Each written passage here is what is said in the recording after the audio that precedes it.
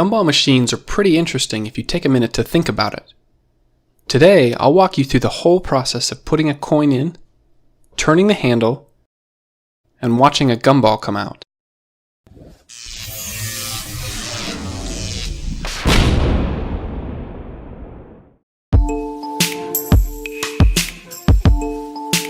No shopping mall would be complete without a gumball machine. The actual mechanism has had many improvements over the last century. The interesting thing here is that without a coin, you can't turn the handle either way. When you put a coin in, the handle only turns clockwise. One full turn, you can hear some clicking noises inside, and then the gumball comes out. Let's take a look inside.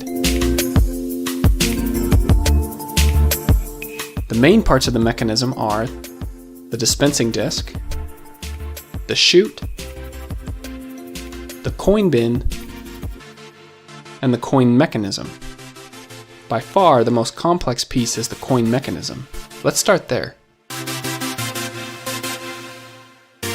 This is the faceplate, the backplate, the coin receiving disc, the ratchet gear, the spur gear, and the turn handle.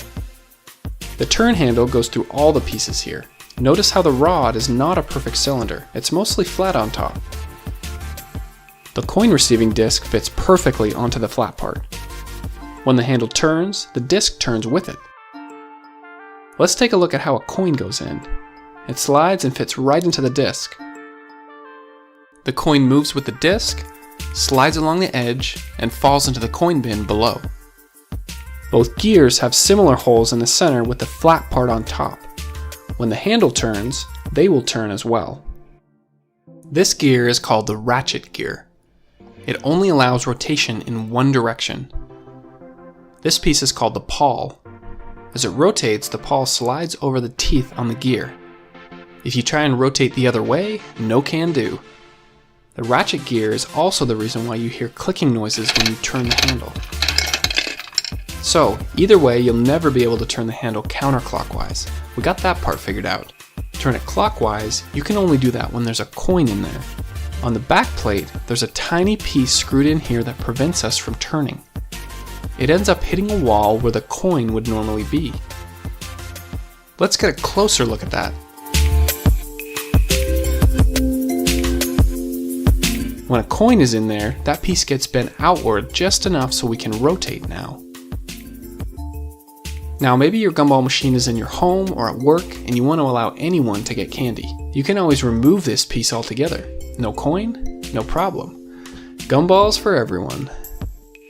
I will just briefly mention that most machines will have extra guards in place to prevent tampering. We can't make it too easy to get free gumballs. The last piece on the coin mechanism is the spur gear. To show you what it does, we need to look at some of the other pieces first. Right below all the gumballs, we have a few different layers. There's kind of a dish that goes on first. It has an opening into the chute. Then the dispenser disc goes on, followed by another separator. The interesting part here is the disc. It has gear teeth on the bottom that mesh with the spur gear on the coin mechanism. When the spur gear turns, so does the dispenser disc. One complete revolution of the spur gear means the disc only has 1/3 of a revolution. Now let's put this all together.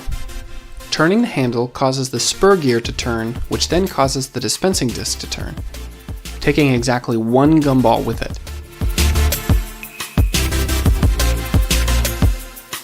The disc turns just enough to drop the gumball into the chute and make somebody very happy. Most gumball machines these days you can customize.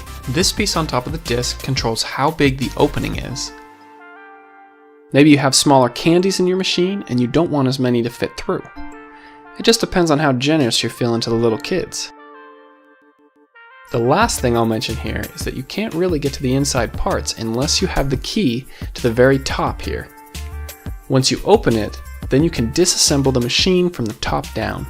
Hey everyone, I'm Jared. If you enjoyed watching this and you'd like to help me out, then please consider sharing this video on social media. Post it on your Facebook, let your friends know you found this guy on YouTube that makes these cool animations. That would really help me out. So thanks for watching, hope you had fun, and I'll see you next time.